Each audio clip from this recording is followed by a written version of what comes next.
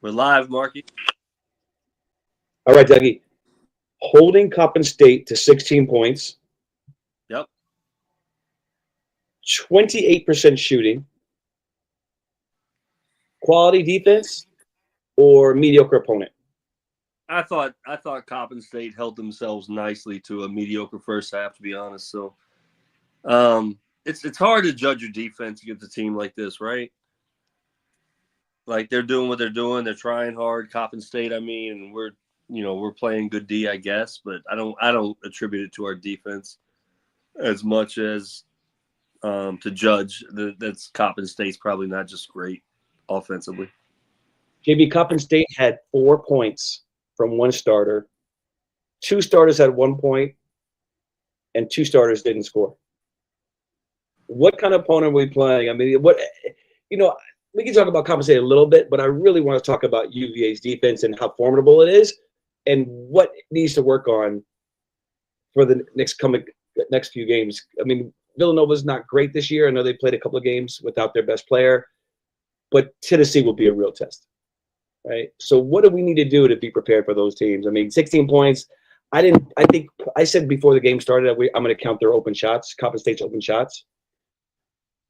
I got to improve on moving our feet on the perimeter a bit and cut down on the open shots that I saw from Campbell.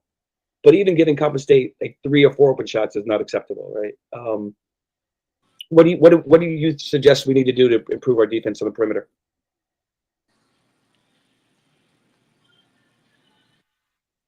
JB, you might be on mute.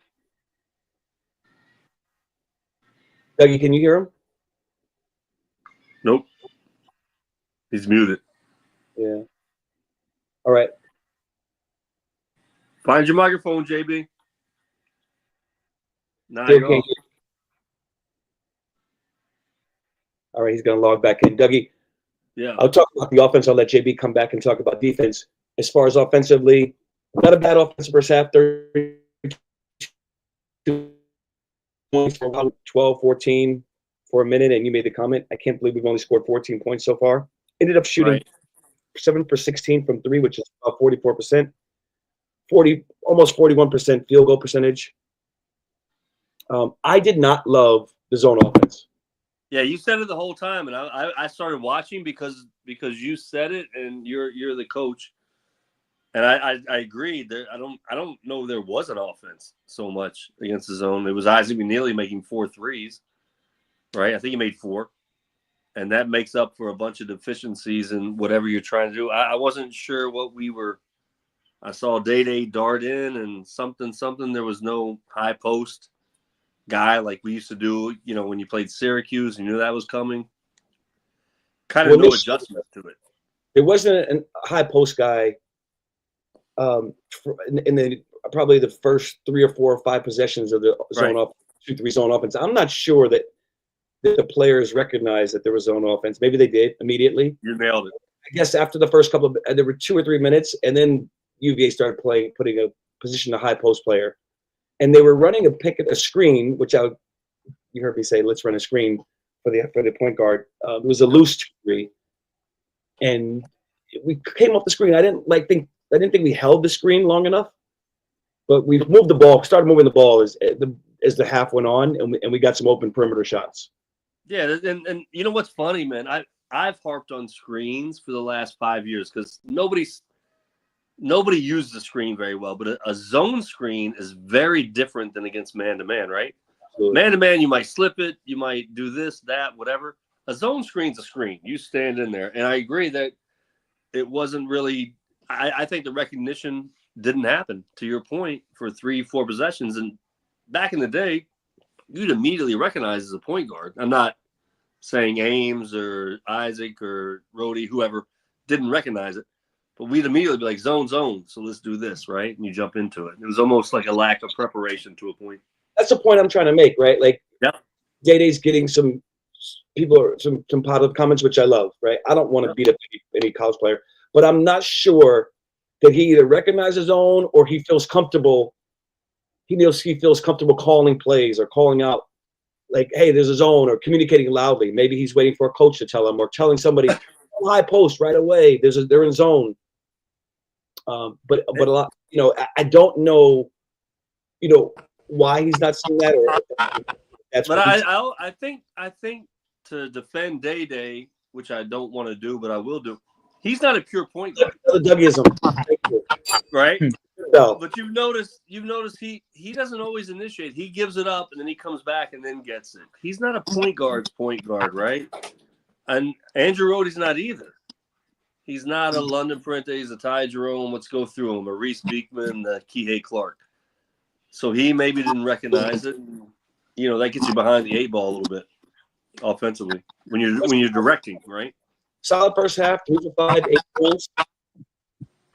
Right? 2 assists. That's a nice first half. Did a good job. So someone said, why is really asked, am I coming? We've had a lot of technical difficulties tonight. Someone asked, why is Rhodey unavailable? Apparently injured his back. I don't know. Somebody texted me or said somewhere that his back, but I don't know that. So don't take that as real now. I saw it come through my text while we were doing this, and I'm on my phone. So they said his back. Not sure if that's right. All right, JB. Can we hear you now? Yeah, you got me? Awesome. Fantastic. There we go. Sorry about that. No worries. Maggie Pope said JB Rhodey hurt his back in the shoot around. Yep. Chris Foley saying they're not using that post, which we agree with. So, Danny, thanks for checking in. I'm going to see you tomorrow night at the Iona Delaware game. Said that Saunders find those mid-range gaps, and he did a little. Right, he had 9 points. Right, in the first half, which was awesome. So let's go back to the next question I was asking you, JB. What are some of the things that you see that we need to work on? I think just consistently rotating through the defense. Just kind of watching the first half, I thought there were way too many times that we had guys basically with their back to the ball because they were confused on where they're supposed to go off a screen. If their guy cuts in, where are they supposed to be in relation? Just I thought there was a lot of very clear mental laps. I mean, you saw it. 3 of their baskets were just wide open back cuts that there was nobody there paying attention on defense. I think their last 2 directly, one we kind of went for a post trap and they fed right out of it. There was no rotation to help. And then on the last one, it looked like he cut straight down from the 3-point line. It looked like he ran right past Tane, which to me was, I'm not trying to call him out, but a little surprising that the senior on the team was the one that had the issue there. But, just enjoy. You see it with everybody on the floor, too. You see it with Day, with Power, with Saunders. All these new guys are just trying to work their way through. And I think there's a lot of thinking that goes on, especially in the concept of the defense that we try to run, as opposed to a lot of just trying to give your best effort and shut your guy down. It's a lot more, technical, more sound than that. There's nothing really to me that's overly concerning. We've heard Tony say it for 15 years, shooting comes and goes. For the first half, it felt like, oh, well, if we could just make some shots, we'd be up by double digits. And then all of a sudden, boom, we did, and we are. So it's kind of one of those things where it's not the worst in the world. I missed a little bit what you guys were saying on the offensive end, just with the technical difficulties. But I kind of thought, I don't know if you guys said this or not, I thought we almost looked surprised that they were in a zone. It was very strange to me. Nobody seemed to know what to do. A lot of just passing around the perimeter, not really trying to get in. Yeah, but I think you have to expect teams that they're going to possibly consider playing zones when they're a low Division I team playing against a high major. Yeah, and that's something too that I was kind of confused by watching. In the post-game conference, after last Wednesday's game against Campbell, Ron made a big point to say, well, yeah, Blake and Kofi had big games because our goal was to attack inside. We were just taking advantage of the fact that we're 6 inches taller than they are. So I'm kind of confused tonight where these guys are shorter and lighter both ways, that we're not really trying to get more in-depth than we have been. I kind of thought it almost felt more like, I don't know if this is the right term, but dress rehearsal-y, in the idea that we're not going to be able to do that, immediately starting Friday with a Villanova team. We're going to have to be able to shoot a little bit more. We took 13 attempts last Wednesday, and IMAC might have made 13 in the first half just now. So, yeah, Mac hit 4 shots, 4 threes in the first half. Yeah. Listen, he had a great 3-point shooting year last year, and we're Mhm. going to need him and somebody else to score from the outside. Right? Power 1 for 5 from 3 tonight. McNeely went 4 for 6. Dougie, only a game and a half into the season. Right. A lot of kinks to still work out. Yeah, it's kind of it's surprising, but not because It's not surprising. There's so many new faces, so many transfers. Yep. I mean, the coach quit 2 weeks before the first game, or a week, or whatever it was. Yeah, so. But that being said, you've had a lot of time to get ready to play and to get ready for your guys, and as you know, percentage of your life is a lot bigger when you're young than when you're older. So it shrinks. So you should be able to catch up, in my opinion. And basketball is basketball. Like Josh, what we were saying, and you nailed it, was the same thing you said. When they went zone, we didn't recognize it. And Mark immediately said it. And I'm just watching because that's what I do. And Mark's like, we're not attacking the zone. There's no zone offense. But I don't care if you're a 2-guard, a 3-guard, you should see a zone. You should recognize it immediately and do the Andrew Rohde and back it out. Maybe we need Rohde.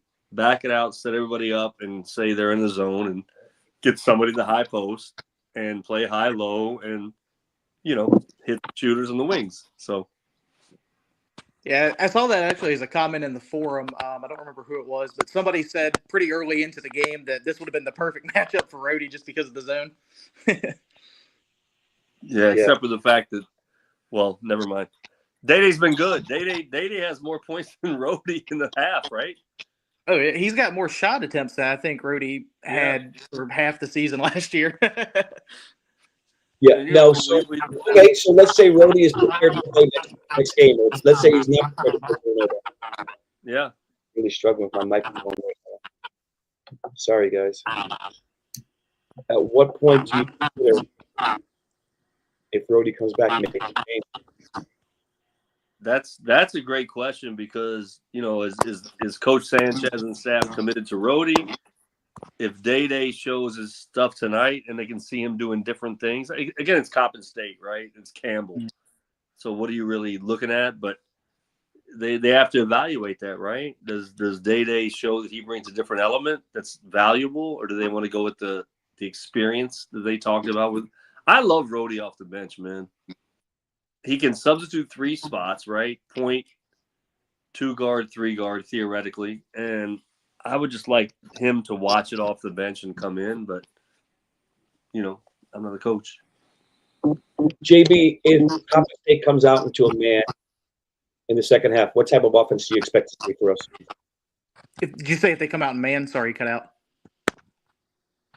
Yes. I kind of expect them to go a little bit more back to the traditional trying to get inside.